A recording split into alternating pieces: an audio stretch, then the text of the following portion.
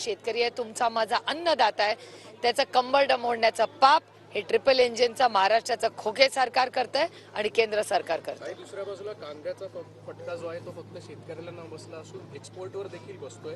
Packaging असेल, transporting असेल, याच्यावर देखील त्याचा फटका बसतोय. म्हणजे नॉट ओन्ली फक्त शेतकरी तर बाकीचे जे व्यवसाय करणार आहेत त्यांच्यावर देखील मोठा फटका. किती मोठे तुम्ही जर JNPT ला गेला तर तिथे किती कांदा पडलाय, कुजलाय याचा हिशोब त्या केंद्र सरकारने बघावा.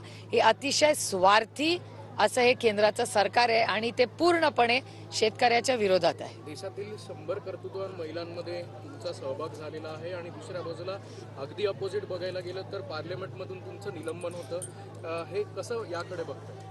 भारतीय जनता पक्ष हा महिला विरोधी आहे, त्याच्यामुळे मला काही आश्चर्य वाटत नाही. आणि अशा जेव्हा बातम्या येतात तेव्हा खरं तर आपल्यावरची जबाबदारी वाढते याची मी जाणीव ठेवते. लोकसभा विधानसभा निवडणुका एकत्र होणार नसल्याचं एकंदरीत पाहायला मिळत आहे. त्यानंतर जे मुंबईची महानगरपालिकेची निवडणूक आहे ती पुढे ढकलली जाते. कसं पाहता येईल भाजप सरकार एकंदरीत सर्व निवडणुका पुढे ढकलते? हे सरकार नाही आहे, दडपशाही आहे. दिल्लीत सगळं ठरवतं महाराष्ट्रात काय होणार. त्याच्यामुळे एक तर मला अपेक्षितच नव्हतं हे इलेक्शन घेतील.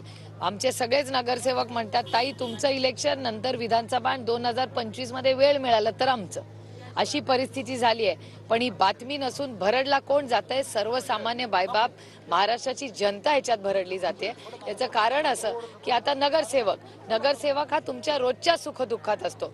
म्हणजे गटर असेल, पाणी, गटर, मीटर, वॉटर या सगळ्यामध्ये तुमच्या सुखदुःखात रोजच्या गरजांमध्ये, घरात कोणी आजारी पडलं, कुणाचं निधन झालं, कोणी जन्माला, काही असलं तरी नगरसेवक तो तुमच्या हक्काचा माणूस असतो. तो गेले 2-2.5 वर्ष त्याला जबाबदारीच नाहीये, इलेक्शनच झालेलं नाही. आणि सर्वसामान्य माणूस रोज कॉर्पोरेशनमध्ये जाऊ शकतो का? त्याला आत तरी जाऊ देतील का? भेटणं तर विसरा. आणि एक म्युन्सिपल कमिशनर एवढ्या नगरसेवकांचं काम करू शकतो का? तर नाही करू शकत. तो काही सुपरमॅन नाही आहे. आणि त्याच्यामुळे ही यंत्रणा ही दडपशाही आहे. यांना लोकशाहीच नकोय, यांना इलेक्शनच नकोय असं यांच्या सगळ्या कृतीतून दिसतंय. काही लोकसभेच्या जागेवरनं काही सीट शेअरिंग संदर्भात काही चर्चा झाली आहे का? कारण की आमची म्हणाले होते की येत्या आठवड्यात याची चर्चा होईल, त्यामुळे काही आखणी आपण करतोय. दिल्लीमध्ये ऑलरेडी याची सविस्तर चर्चा सोनियाजी, उद्धवजी आणि आदरणीय पवारसाहेब आणि सगळ्याच पक्षाच्या वरिष्ठ नेत्यांची 2-3 राऊंड ऑलरेडी इंडियाच्या मीटिंगच्या वेळीच ही झालेल्या आहेत. आणि पुढच्या 10 दिवसामध्ये पूर्णपणे याची सगळी माहिती तुमच्यापर्यंत झाले तर ते भाजपच्या तिकिटावरती लढण्याची शक्यता एकंदरीत वर्तवली जाते. शिवसेनेचे आमदार पत्र होण्याची शक्यता वर्तवली. आजकाल हे कोणी ठरवत नाही हो, हे आईस ठरवतं. आईस म्हणजे इन्कम टॅक्स, CBI आणि ED. आता हे आईसवाले आहेत ना, तेच ठरवतात कोण कुठल्या चिन्हावर लढणार. कारण का लोकशाही राहिलीच नाही अशीच परिस्थिती आहे. थोडेच लोक जे लढवय आहेत अमोलदादांसारखे ते लढायला तयार आहेत. कारण का त्यांचं संविधानावर प्रेम आहे, भारतरत्न डॉक्टर बाबासाहेब आंबेडकरांवर विश्वास आहे. आणि त्या संविधानाच्या चौकटीत अमोलदादांसारखे लोक आज काम करतात, ज्याचा आम्हाला सार्थ अभिमान आहे. खरं तर आदरणीय शरद पवारांची काल भेट घेतली, त्याच्यामागचं काय असं? कोणी आदरणीय पवारांची भेट घेतली ते नाही मला माहिती. काल पवारसाहेब खूप लोकांना भेटले.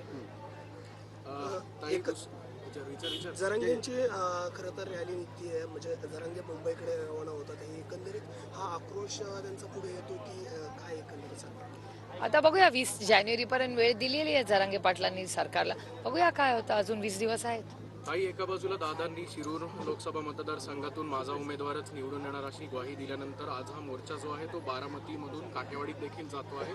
तुम्हाला असं देखील वाटतंय का की बारामतीतील शेतकऱ्यांचे प्रश्न जे आहेत ते सोडवलेले गेलेले दिसत नाहीयेत आणि पुन्हा एकदा या मोर्चेतून काय आव्हान असेल? हे माझं मत नाहीये, हे तुमची चॅनल्स पण बघा. हे सर्वसामान्य मायबाप जनतेचं मत आहे. अमोलदादा आणि मी आम्ही सेवा करायला इथे आलोय. आम्ही दोघं लोकप्रतिनिधी म्हणजे काय, लोकांचे प्रतिनिधी आहोत. आम्ही लोकांचे सेवक म्हणून, लोकांचा आवाज म्हणून आम्ही दिल्लीत बोलतो. आम्ही काही काल्पनिक गोष्टी बोलत नाही पार्लमेंटमध्ये. काल्पनिक गोष्टी आमचे सत्तेतले लोक बोलतात, आम्ही दोघं सत्य बोलतो.